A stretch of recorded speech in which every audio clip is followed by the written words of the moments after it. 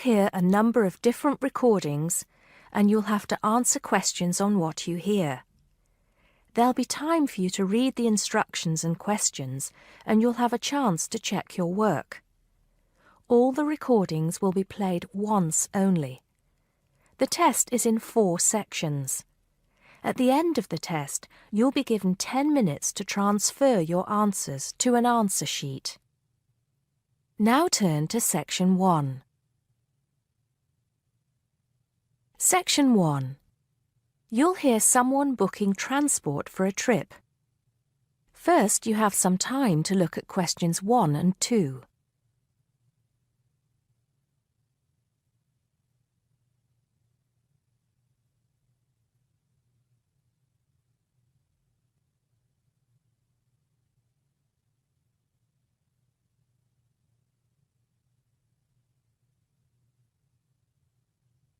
You'll see that there is an example which has been done for you.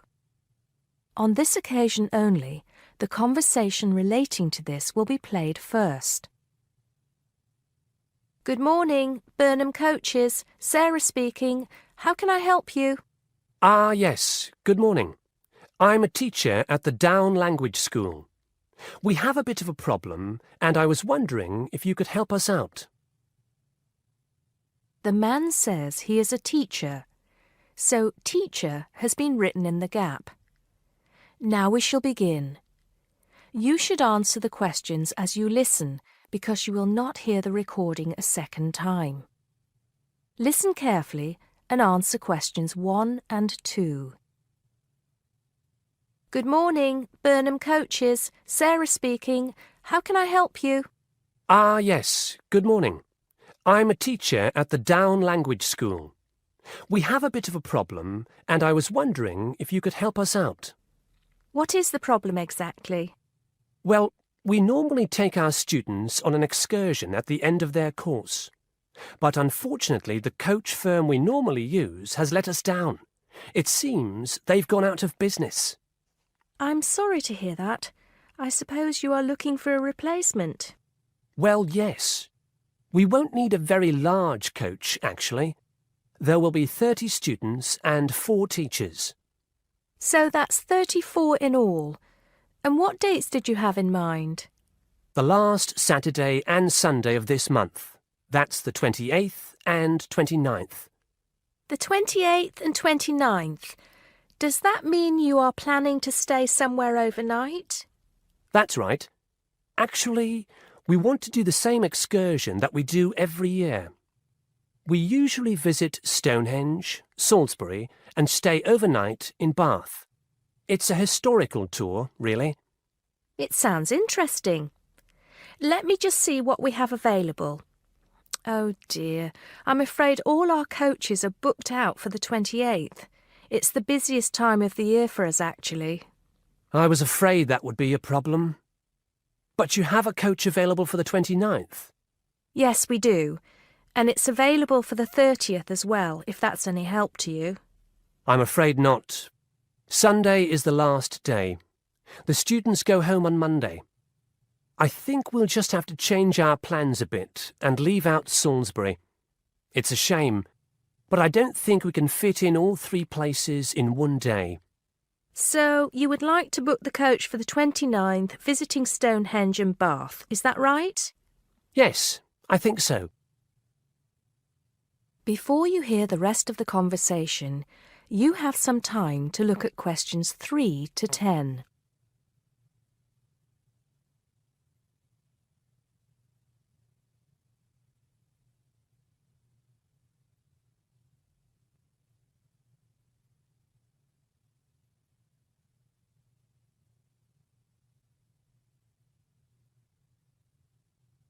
Now listen and answer questions 3 to 10. Right, I just need a few details, sir. OK. My name is Paul Scott. S-C-O-T? It's double T, actually. I'm sorry. And it's the Down Language School. Could you give me the address for that, Mr. Scott? Yes, it's Down House, Hill Street, Brighton. Do you need the postcode? No, that's not necessary, but I do need a contact number. Of course. The number for the school secretary is 01273 512 634. You can contact her if you need to speak to anyone.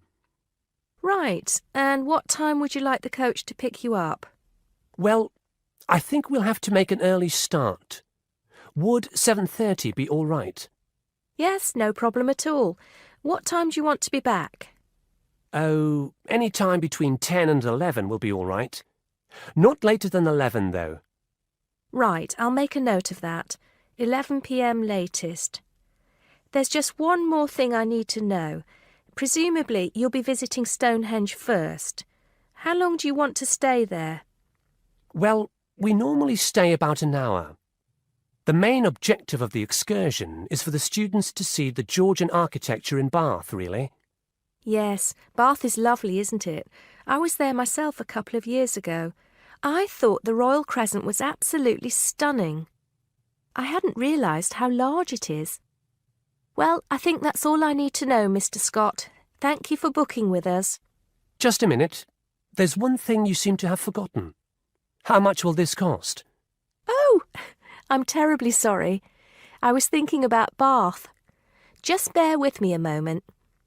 Yes, it's a round trip of 300 miles and a total time of 16 hours for the driver.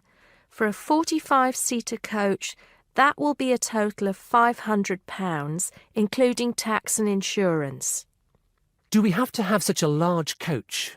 There are only 34 of us. We don't have any smaller coaches, I'm afraid. Oh well. At least we won't be cramped for space. When do we have to pay? We require a 20% deposit to confirm the booking.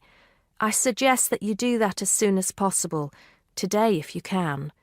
The balance you can give to the driver if you're paying by cheque. Have the cheque made out to Burnham Coaches. I think that'll be all right. I will have to check this with the school accountant, but if all is well, I'll arrange for someone to bring you the deposit within the next 2 hours.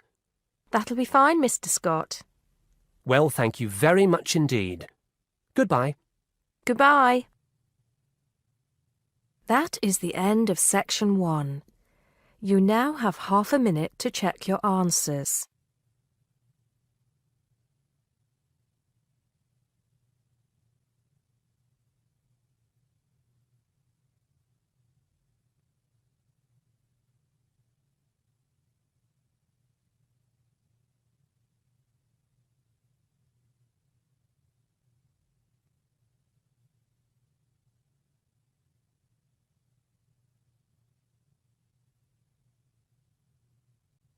Now turn to Section 2. Section 2. You'll hear someone talking to a group of university students. First, you have some time to look at questions 11 to 17.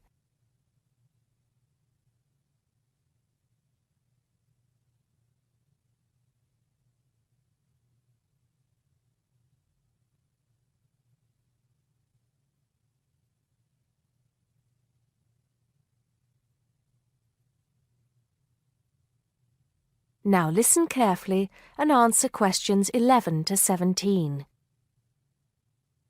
Good morning, everybody, and welcome to Upton University. I hope you are settling in and beginning to find your way around. I know how confusing it can be when you start life at university, and that's why we have Freshers Week to help you find your feet. Before I go any further, I should perhaps introduce myself. My name is Sally Jackson, and I am the Secretary of the Students' Union, which has organized this week of events for you. You will usually find me in the office on the first floor of this building when I'm not attending lectures. Anyway, down to business. Of course, there are a few things that you are obliged to get done during your first week here. But once you've opened a bank account, if you haven't got one already, seen your director of studies to discuss which courses you are going to take, and signed up with a doctor, There will be plenty of time left to enjoy the events we have arranged for the week. And have we got a lot lined up for you? Throughout the week from Monday to Friday, every morning starting at 10 a.m., there will be orientation and welfare events.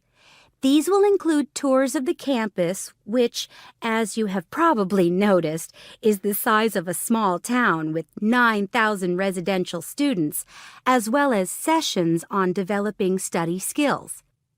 We also have tours of Upton itself arranged for you, with a bus leaving from outside this building every afternoon at 5 o'clock. There are a number of interesting things to do and see in and around Upton, so you can expect visits to the castle and museum as well as the popular Ghost Walk. You'll need to sign up for this one, as numbers are limited. Just put your name on the list on the notice board in the entrance lobby. An important event is scheduled for Monday, that's the day after tomorrow, when we will be holding the academic fair. This is an opportunity for you to speak to students and academic staff about the courses that are on offer. The academic fair starts at 1 o'clock, by the way.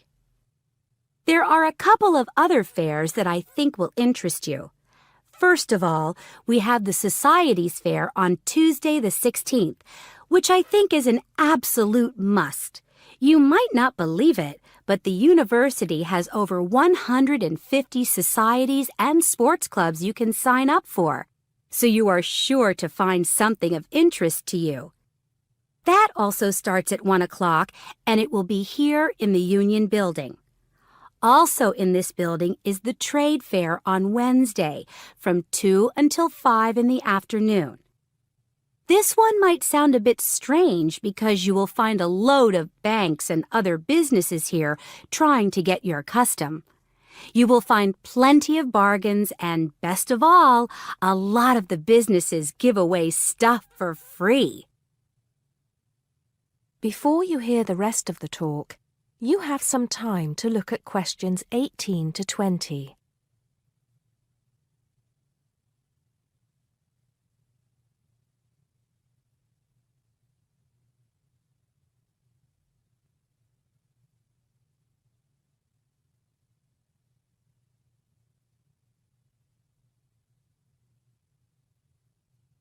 Now listen and answer questions 18 to 20.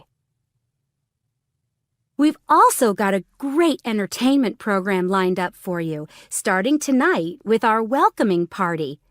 We have a top band lined up for your entertainment, but I'm not allowed to say who they are. All I can say is that I am sure you will not be disappointed. So come along to Blackmore Hall at 9 o'clock this evening to get your university experience off to a flying start. Just one point. I'm afraid this event is limited to freshers only. Because of space restrictions, you can't bring a friend tonight. Sorry about that. There's more fun and games on Monday in the Cotswold Theater here on campus. We have booked two of the cleverest comedians in the country, Paul Frazier and Jenny Brown, for a 3-hour show. Paul has assured us that he and Jenny have packed the show with new material, and as they always get rave reviews for their shows, I think we can look forward to an evening of great entertainment.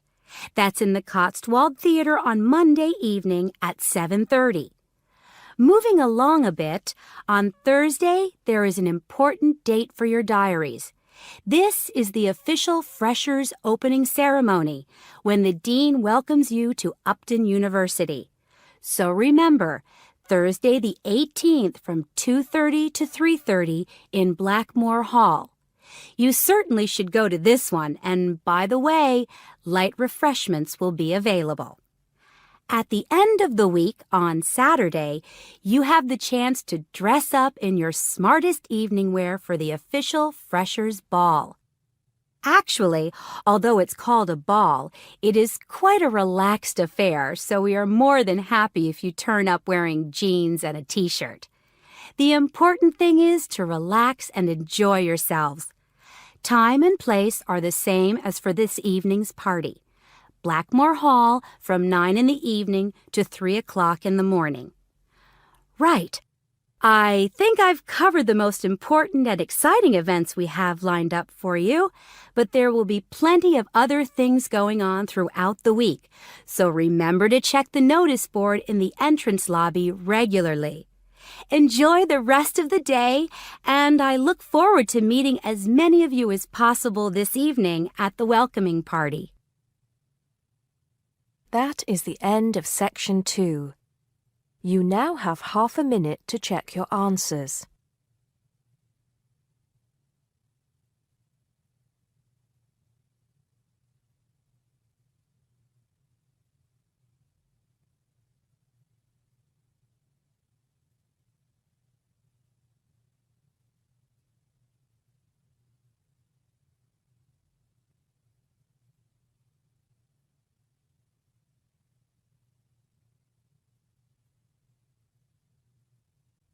Now turn to Section 3. Section 3. You'll hear a tutor and some students discussing eating disorders. First, you have some time to look at questions 21 to 23.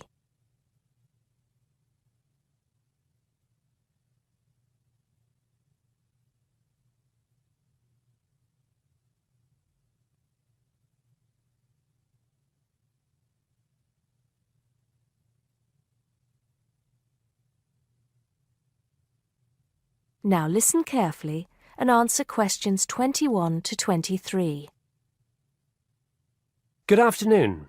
I hope everything is going well. Right, we've been looking at problems some people have with eating. And today I'd like to focus on one you've probably come across in your reading. It is sometimes called binge eating disorder, or BED.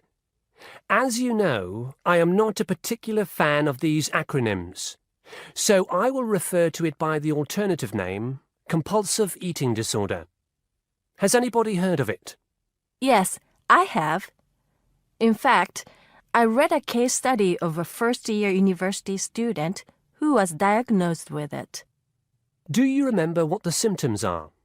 Well, of course, one symptom is that the person eats too much, although that's true for other eating disorders as well. They also put on weight. That's right. Whereas in some other conditions, such as bulimia, they don't, and can actually lose weight. One thing that compulsive eating disorder and bulimia have in common, though, is that the person with the condition often becomes clinically depressed. Are you saying that everybody who is overweight is suffering from the disorder? Not at all. What makes the compulsive eater different is the pattern of the disorder. Initially, as we've said, the compulsive eater starts eating too much. This seems to be because the sufferer finds comfort in food and eating is seen as a way of coping with problems. They don't eat because they feel hungry. Mary, in the case study you read, was there any reference to what triggered the problem?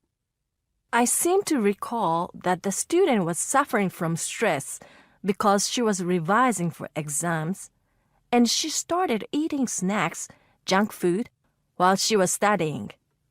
Soon, she was eating snacks all the time, and it just got worse from there. Yes, that sounds plausible, although compulsive eating often starts a lot earlier than the case you describe. Before you hear the rest of the conversation, you have some time to look at questions 24 to 30.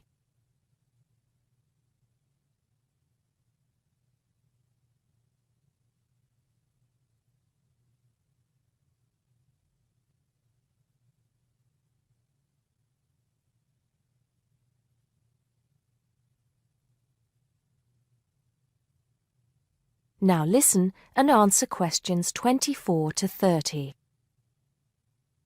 Anyway, once the condition has been triggered, often by constant snacking as you mentioned, it becomes progressively worse.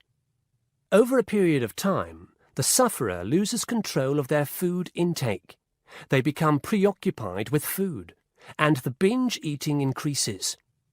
Overeating blocks out negative emotions such as loneliness, worries about work, depression, and so on.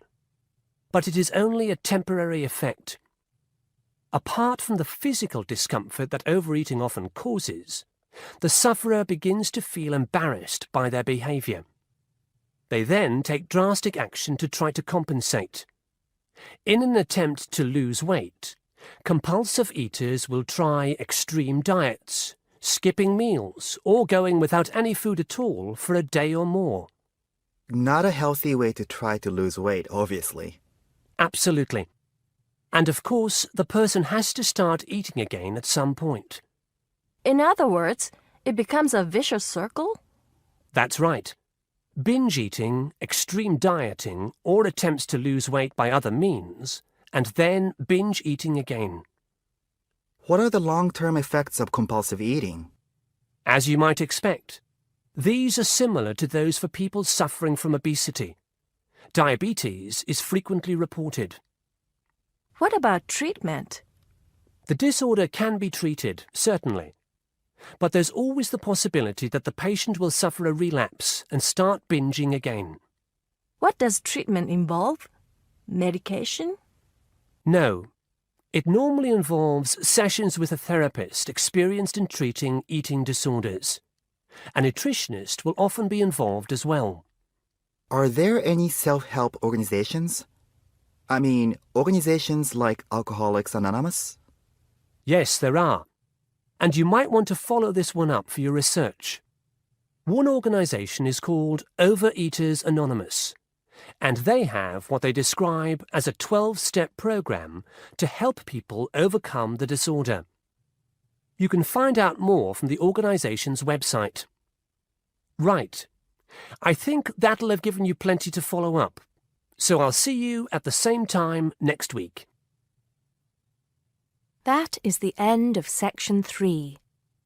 You now have half a minute to check your answers.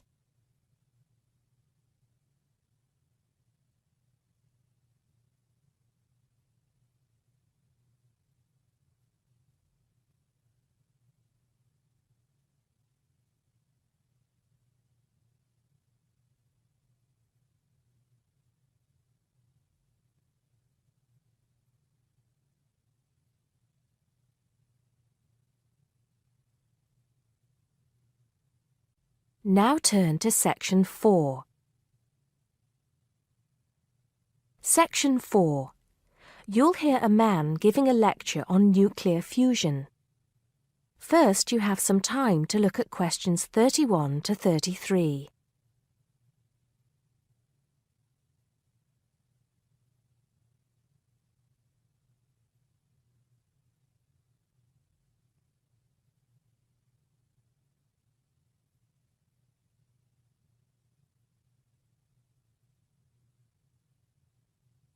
Now listen carefully and answer questions 31 to 33.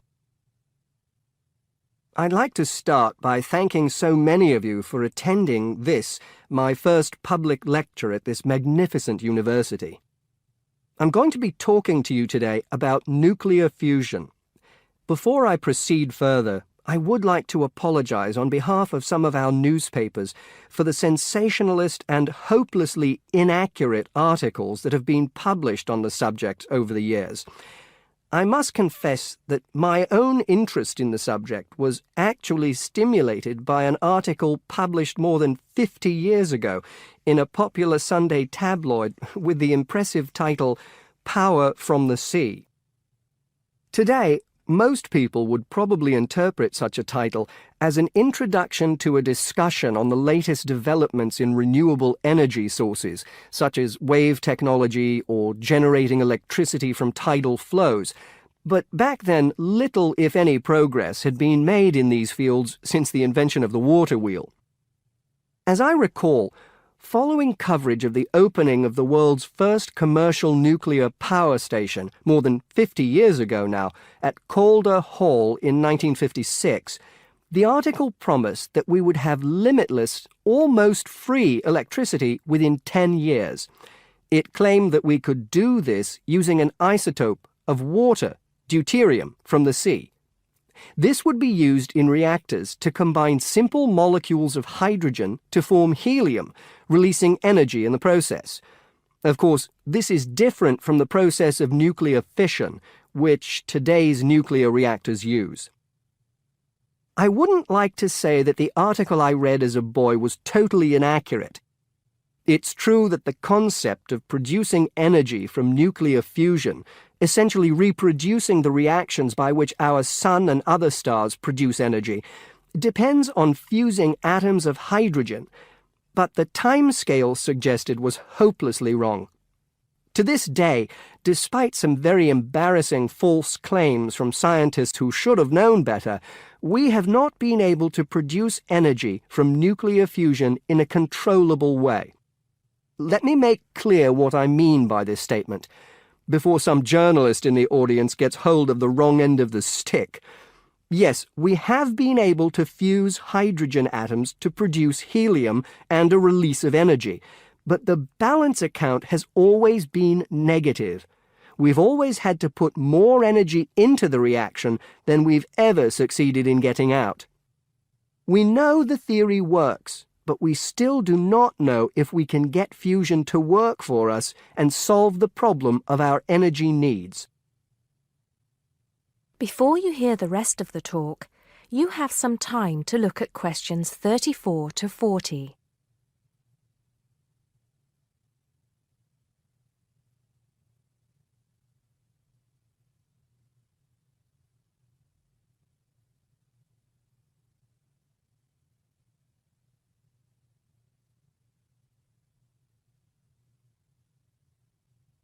Now listen and answer questions 34 to 40.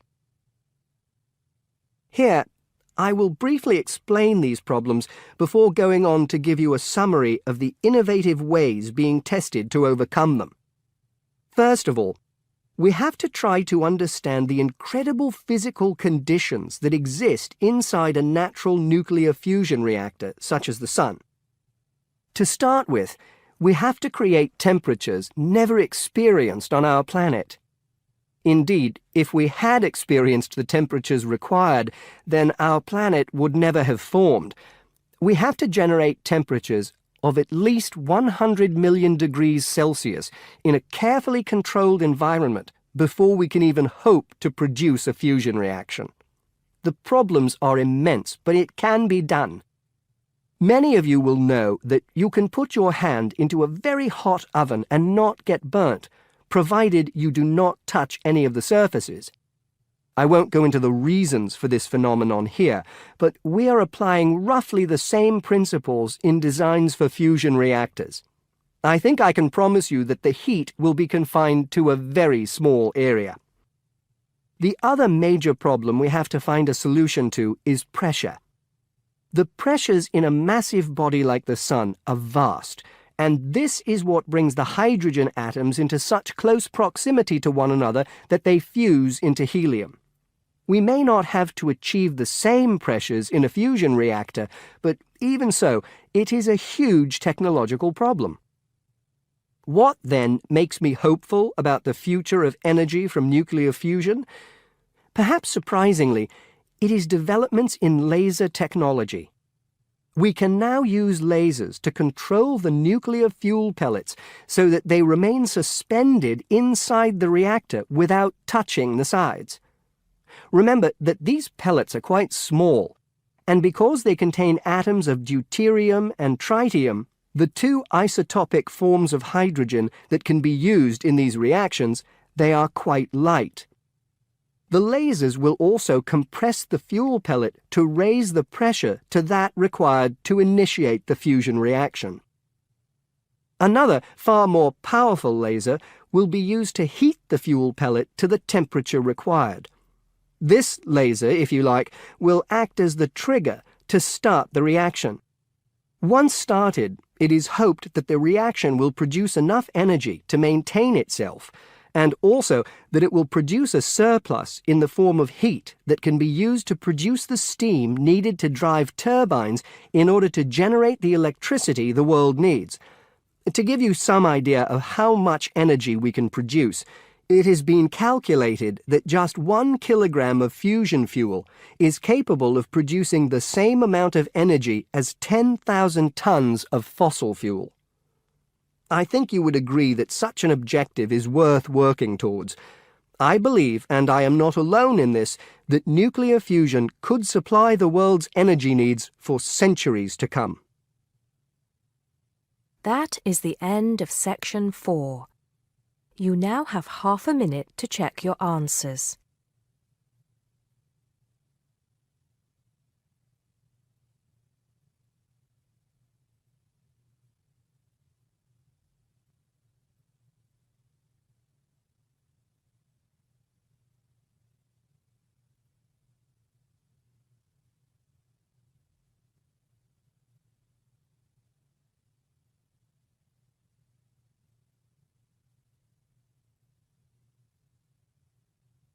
That is the end of the listening test. You now have 10 minutes to transfer your answers to the listening answer sheet.